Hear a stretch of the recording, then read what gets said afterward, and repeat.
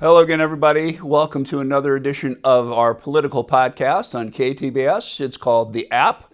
Has nothing to do with computers or online stuff. The App stands for Arklatex People and Politics. We like to visit with everybody along the political spectrum.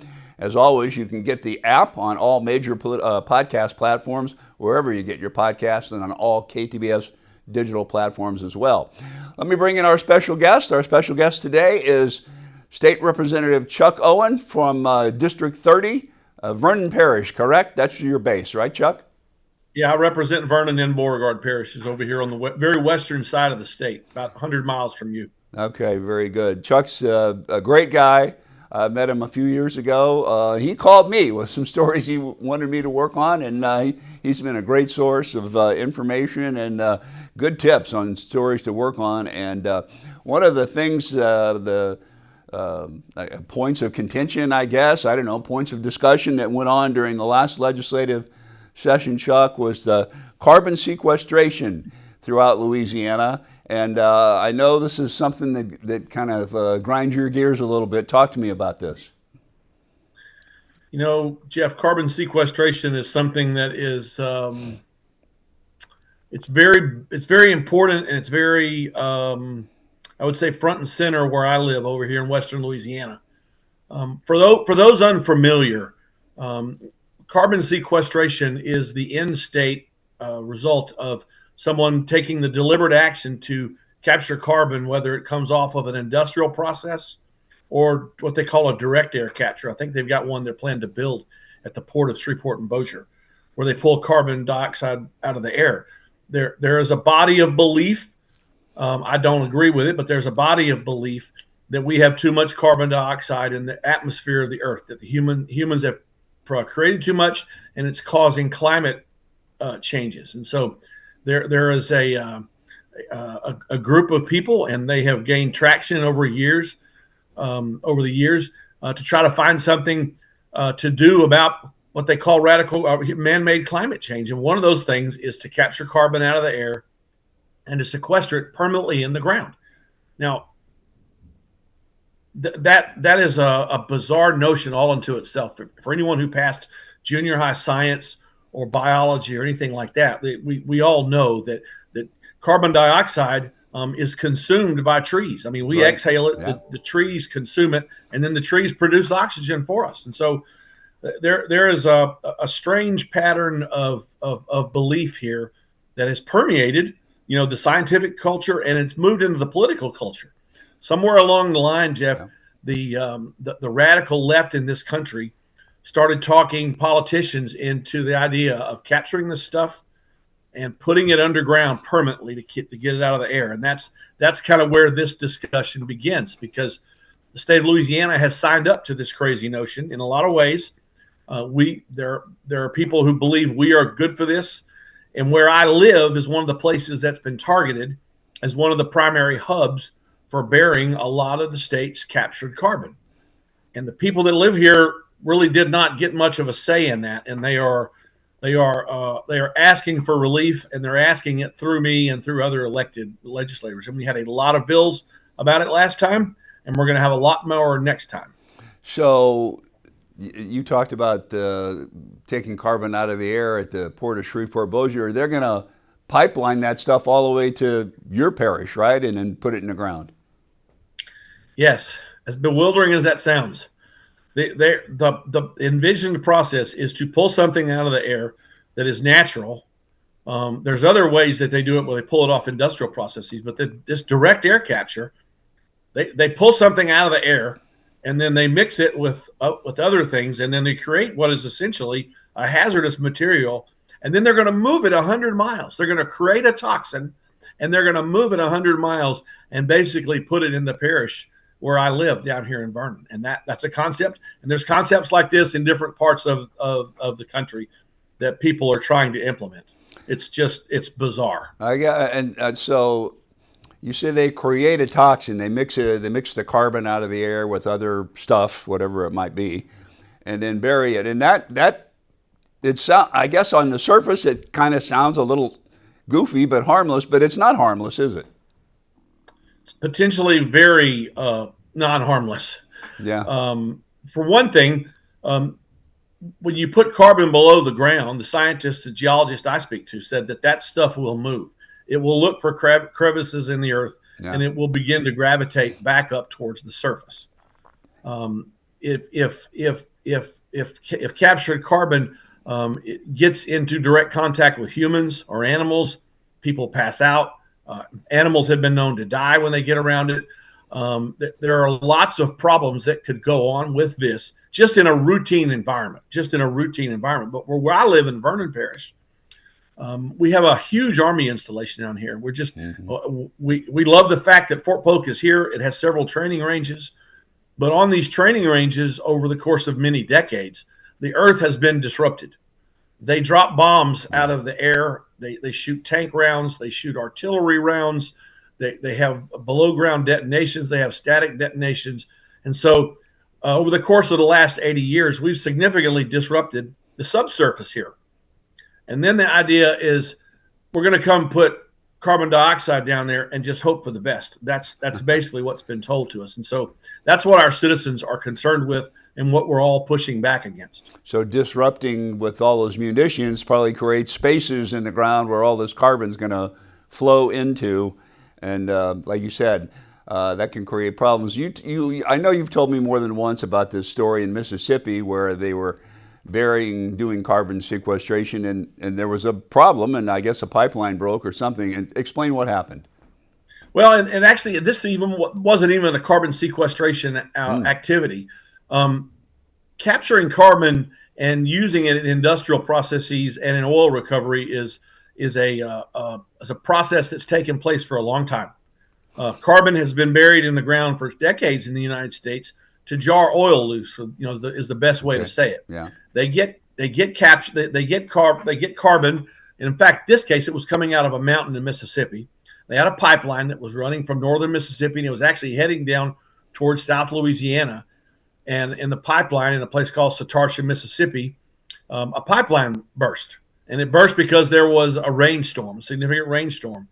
And it was a weird event, and I would encourage anyone who's interested to go look it up. There's pictures of it. There's pictures of what it looks like. There are a lot of firsthand accounts of what happened. The first responders who got there, their machines shut down. People choked. They passed out. Bunches of people got taken to the hospital. Thank God no one died.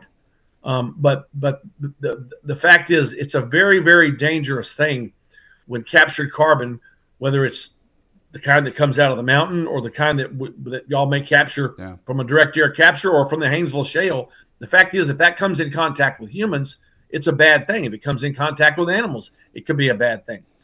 When captured carbon comes in contact with water, it becomes something called carbonic acid. So there are so many potential bad things that can happen here. It's just, it is bewildering to think about. And that's that story you just told us about when the first responders got there, their vehicle shut down. They wouldn't run, and they didn't even know what was going on, right? They did not. They absolutely did not. Hopefully, the first responder community has learned things. I know some of those guys came to Louisiana and testified at a hearing we had about a year and a half ago in Baton Rouge, and they explained. There were lots of people there taking notes, and there's going to be lots of expectations that the companies that run these pipelines through are going to be responsible, for making sure the parishes or the counties where these lines run through are managed. And look, this goes for the one we're used to, the enhanced oil recovery or the carbon for industrial processes, or if they try to go down the path of sequestering it. The rules should be the same. That's a dangerous event that needs to be avoided and planned for. Well, you know as well as I do that the old adage is if something can go wrong, it will go wrong. And so I Absolutely. Yeah. So that's why obviously the people where you live at Vernon Parish are going to be very upset about this, because if something can't go wrong, it will go wrong. And they got to be a little skittish about this. What kind of things are you guys doing in the legislature to help this out or guard against it or make sure things don't go bad? Well, the most important thing that I'm trying to do is to allow the municipalities to get the decision as to whether or not this happens in their yard. just in full transparency, and I've owned up to this many times, but carbon sequestration was first authorized in Louisiana in 2009, long before I ever got there. In fact, I was living in Benton at the time. Okay. It was authorized in Louisiana. Not a whole lot was done with it except enhanced oil recovery. In 2020, in the middle of the COVID economic downturn and all kind of crazy stuff happening, the legislature strengthened and it expanded how carbon sequestration can happen in Louisiana. And every one of us in the House and Senate voted for it. None of us knew anything about it, and that's not an excuse. You know, it's never an excuse to strike out, but I struck out on this. Every one of us did. We were told by our fellow legislators that what we were enacting was going to be something that would be good for the oil and gas industry and would be good for the Louisiana economy. Now, Louisiana has always been dependent on oil and gas. So usually if I'm told that, it's like, okay, I believe it. And then I was told that by organizations that I believed. Louisiana Association of Business and Industry, Louisiana Oil and Gas, Louisiana Mid-Continent Oil and Gas. They all said, we need this. This is going to help oil and gas. So it's like, hey, I'm not an oil and gas guy. Maybe this is a good thing. Come to find out about a year and a half later, it was not a good thing. When the details of this began to be illuminated, about 10 of us started standing up and going, hold on, what have we voted for here? Yeah. And when they were empowered with the laws, they started running with it. So details have been coming out, have been piecing out. And about a year ago, it was illuminated that Vernon Parish was going to be a hub. And I looked up and realized that no elected official in this parish and no citizen, more importantly, that's who I work for, the citizens. Right. No one here ever said this was okay. There are absent landowners who have property here who've offered up their land for it to happen. And look, property rights are important in Louisiana. They're important in our country. Yeah. So if someone's got their land, they want to do what they want to, it's fine. But the problem with carbon sequestration, Jeff, is that when that goo goes in the ground, there is no wall to keep it contained. Yeah. It's going to go where it's going to go. So if I put it on Beimfohr land and it moves over to your neighbor's land, someone's got a problem. We have a trespass at the very least. You may have trapped minerals because you can't drill through it. So what I tried to do this year, my biggest task this year was to get legislation passed that would allow any parish that wanted the option to vote out of this. Okay. Look, and there are parishes that want this, Jeff. Vermilion Parish, Cameron Parish, there's some down south that are craving this. Tell us why they want it. God bless them if that's what they want. Why want. do they want it? They see no harm in it because it's always been done for enhanced oil recovery. Okay. And that's what they're told it's going to be, is more enhanced oil recovery. Great. We don't have oil to recover here. It's so far below the ground, we've never gotten it out. I honestly, I don't think that the average citizens in those parishes know the danger. But isn't there just a lot of there's just a lot of money to be made in this, isn't it? Isn't that the main? There's a lot of money to be made this in federal tax credits. Right. So I brought House Bill 4.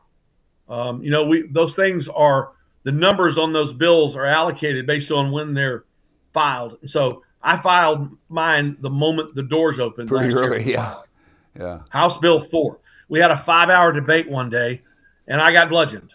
We went into the House Natural Resources Committee. I had 6 votes in the affirmative and 10 votes against me, including a number of Republicans who said carbon sequestration is important for Louisiana, and we have to do this. And basically said, we don't care what your people think.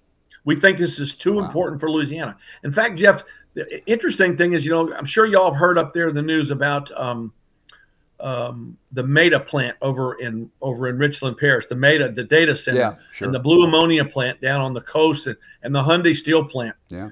The myth is being proffered that the state must be fully signed up for carbon sequestration, or we won't get these businesses. Mm-hmm. And that's what some legislators actually came to the table and says, man, if we send any signal that we're not for green energy, we're going to lose these things. Basically telling me, we don't care about you. You're going to have to accept what comes. Wow. And threw my citizens under the bus. Now, it's hard for me not to take that personal. I don't mind getting rejected. But when my citizens get rejected like that, it's like, this says something to me. Yeah. And so we tried that. I also have what were called local bills. You also have the right in the legislature to write a bill just for a parish. And so I wrote a bill just for Vernon Parish, I wrote a bill just for Beauregard Parish, and two other legislators, one in Allen and one in Jeff Davis, also wrote bills that would allow the parishes to opt out.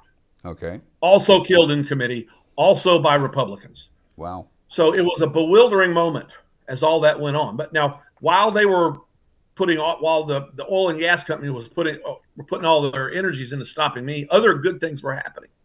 Some very important things happened, and citizens ought to know this.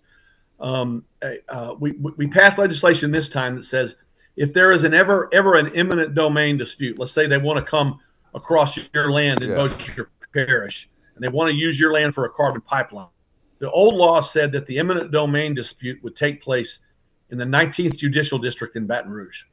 So somebody from Houghton may have to drive all the way to Baton Rouge to fight for his or her land. Yeah. We changed that law this time that says now it'll be done at the Beimfohr Courthouse in Benton. Okay. So that's a big win for the people. It's like if someone's going to come take your land for one of these projects, then the court fight is going to be done in your home parish. I think that's a big win. It is a big win. But that brings up, I was going to bring up that eminent domain topic. And I mean, so the way it stands right now, they can just come in and take it and put pipelines down, right? Or you can fight it, I guess, based on what they can't just come in and take it. Okay. And what I say all the time in speeches is that eminent domain is as old as our country. It's in the Fifth Amendment to the U.S. Constitution, where if there is a public good and they need to take your property, they need to pay you appropriately, and it needs to be for a public good. Well, what's the public good here? There's none. That's the problem, and that was part of the law in 2020 that we signed through. And I wish I had that strike back, but we did change some of the framework on that this time. Okay.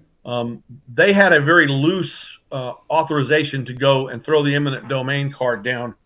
So now, if they throw the eminent domain card down, the lawsuit has to take place in your home parish. But also, we're going to force the companies that move carbon through pipelines to abide by the same standards of what they call common carrier that oil and gas and water pipelines have to move, which means they've got to be able to prove that what they're doing is for a public good. They can't just say we're here and we're carbon and we get this. They're going to have to prove that they're providing a public benefit. And so I don't know how that's going to play out. Yeah. I know there are lawyers out there who are probably thinking about this now, but that was a significant, I would say, protection. Yeah. Also protection for property owners that we got passed. The other thing that got passed that I think is really important, my senator here, Michael Reese, got a bill passed that will require the state to substantially consider the input of the local/parish governments if they're considering a carbon well. Okay. Kind of in the same vein, I wanted to do a local bill where we could say yes or no. This is in that same mindset, but it will force the state to substantially consider what the parishes want here, because well, they should. It's unfair to shove things on people Sure. that don't want it. And if the parish stands up and resolutely makes a case as to why it's a bad idea, then the state has to consider that. So we got a couple of bloody noses, but we got some wins this time as well. Well, that's a good thing. And you touched on it. Other than the federal tax credits, I guess, to the guys that are involved in the process of doing this, what good does this do? It doesn't produce anything. There is no other end to it. It's just putting in the ground, and that's that. That's right. And look, if they were putting this in a confined trap space where they could go and retrieve it and then sell it later for an industrial purpose or for food or whatever they want to use it for, that's one thing. But the idea of carbon sequestration is permanent burial. Yeah. It is not to retrieve and to sell and to put it on the open market. And so that is the real rub, is that they are basically putting something underground. Now, some people say it's not a pollutant. Some people will laugh at you for saying that. But it's like, okay, you're going to tell me that you're going to take something off an oil and gas production facility and put it in a pipe and put it in the ground, and there's no problem with it all. The people that want to dismiss it say, well, you exhale carbon dioxide. What's the difference? Well, go stick your head on an oil and gas production facility and tell me. Well, I mean, So there is a natural balance to things. We breathe it out. We breathe it out. The plants do. take it in. They breathe out the oxygen. So Right. I think that was God's plan there, right? I do. God knows so much more than me, and it's just it has been a bewildering journey. And look, as this has gone on, Jeff, those of us in this space, I would say this fight, have found out about other things that have taken place in other states. Big consternation in other states over this, especially South Dakota and Iowa. Okay. This is an interesting thing for people who are in politics to know. In the last election cycle, as I understand it, 14 seated Republicans in South Dakota were sent home and replaced by other Republicans because the ones that were sent home did not stand up strong enough for personal property rights. Now, we're a rural state. We have a lot of urban legislators and things like that in the state, but we have a lot of rural legislators in this state. Yeah. And that is a barometer that people around here pay attention to is, are you going to protect someone else's property rights? Because, Jeff, we are singular on the globe. We stand alone on the globe as a country that cherishes personal property rights. Mm-hmm. One of the reasons we have this country is that people want their land and they want to do what they want with their land and not be told and not be pushed around. And so this could become an election issue in 2 years for people who run for these seats, who run for re-election, who run for election, to find out, where do you stand on personal property rights? Yeah, and where do you stand on this issue? So this is not – the only way I see this going away as an issue is that if the federal tax credits go away and all these companies fold tents and don't do it, or if we pass enough laws where these companies just fold tents and go, it's not worth trying to do business there. Chuck, are you working at all with the Secretary of the Interior on this, Doug Burgum? The reason I ask is I had an opportunity to go to the White House recently and interviewed the Secretary. I asked him about this issue going on in Louisiana. I was surprised. He seemed to come out kind of in favor of the carbon sequestration. So I wonder, this kind of would fall into his domain, I would think. I have not spoken to anyone in the federal Secretary of Interior about this. Okay. I have heard Secretary Burgum is for this. Yeah. And I would love to have a discussion with him. I've had discussions with senior people in Louisiana about this, and all the thing I see in their eyes are green money symbols. Yeah. Yeah. Okay. It's real easy to be for something when it's not in your yard. But this is literally, not literally in my yard, but it's literally right next to my friends and my family and places my family has lived. This is beyond economic. This is personal. Yeah, sure. To people around here. And one thing people forget about Vernon Parish, and I say this every chance I get. In 1940, the United States Army decided it needed an installation. And about 800 families got knocks on their door and said, you got 30 to 60 days to get out of your homes. Okay. This was on the backside of the Great Depression, Jeff. Some of these people had just come out of the Great Depression, and they were poor. A lot of these people literally had to tear their homes down and use the wood to go build a home somewhere else. Wow. So our citizens are raw. I'm sure they still have There's only a handful of those people left who lived through it, but their children and grandchildren are still here. And we meet a couple of times a year. We call ourselves the Heritage Family Association. We meet, we look at family pictures, we drive around to old cemetery plots out on Fort Polk. We have done our good for the country. Fascism was on the march in 1940. Yeah. There's nobody on the march right now that we need to be forced to give up our land and our property rights for. So this is a significant point that people need to understand about this part of the world. We have given up 250,000 acres in our parish, and we're not in the mood to do any more, especially for something that's dubious and it's rooted in left-wing climate ideology. We want nothing to do with it. Well, I can tell it's an emotional issue for you, and well, it should be. What's the general? I mean, this is probably something that's on the minds of your constituents all the time. All the time. Yeah. Look, before the session, Representative Shammelhorn and I both did polls here. I represent part of the parish. He did the other part. My poll said 93% of the people were opposed. Representative Shammelhorn's had 85% opposed. Pretty high. So if you kind of merge those, this is a 90% issue. Yeah. People don't want this. Now, there are companies that are here that are trying to do public outreach and explain to us that we're all wrong and that this will be good and it will be safe and everyone will get rich. And they're doing it now. And look, they're free to do it. I encourage them to come here, make your case, explain it, but do not count on pushing us around. This has to be a voluntary surrender of property. This has to be for a public good, and people have to come into this and want to do it. But those companies and the government agencies need to make the case here. And the last thing I would say, and I hope some of our congressional delegation sees this. I'm deeply worried about this as a threat to Fort Polk. As I told you about all the disruption that's taken place out there, where I am told some of these wells may want to go in the ground, it's close to Army land, and this stuff could seep over and could do damage to the national training mission, and that's a whole other discussion. Yeah, sure is. All right, I want to. We got about 3 or 4 minutes left here. I just want to pivot just for a minute. I know this is the top issue for you, but when y'all went into the last session, I guess number one on the list, most people's list, were auto insurance and the rates there and getting those down. And do you think there was sufficient progress made? I mean, I hear arguments on both sides. I do think sufficient. I do think progress was made. Whether it's sufficient or not, I don't know. We didn't get everything we wanted. Yeah.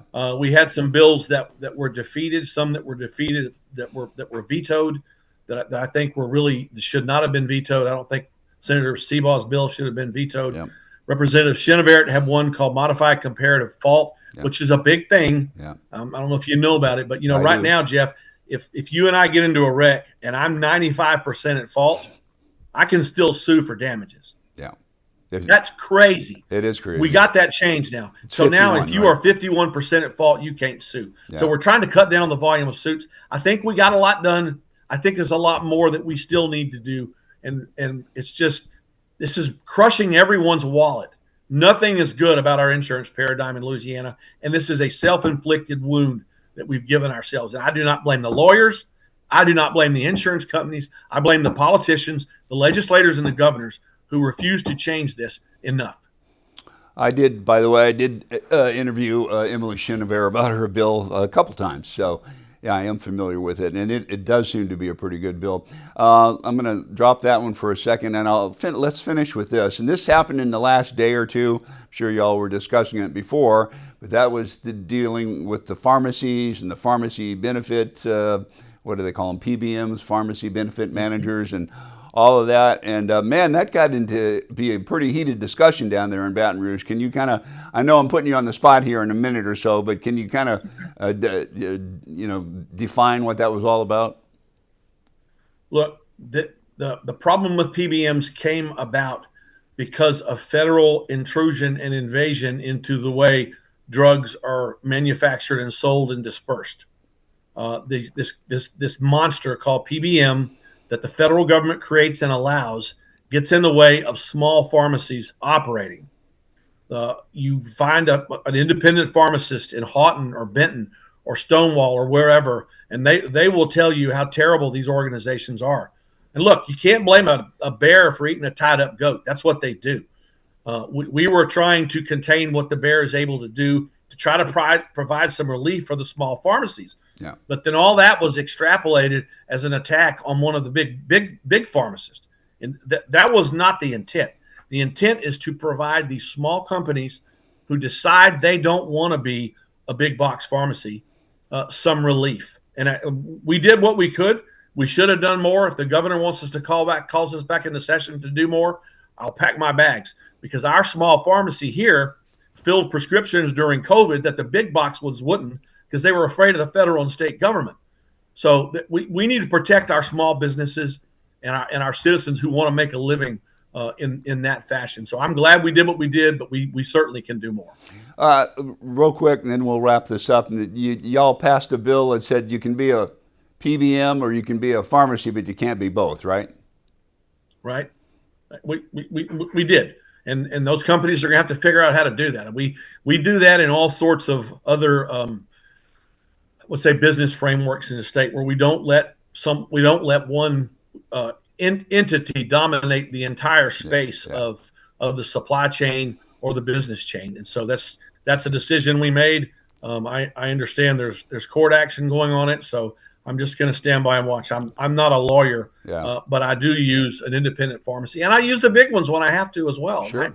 We need to create a space in Louisiana where we can all compete fairly. And the system had been created where small pharmacists were being choked out of business, and I'm glad we helped them. All right, Chuck, I appreciate you being here. State Representative Chuck Owen from Vernon Parish. Thank you. I really enjoyed the conversation. I know you wanted to talk about the carbon sequestration, and I wanted to hear everything that you had to say. And I'm sure this will be an ongoing deal. I'm sure we'll do it again. Okay.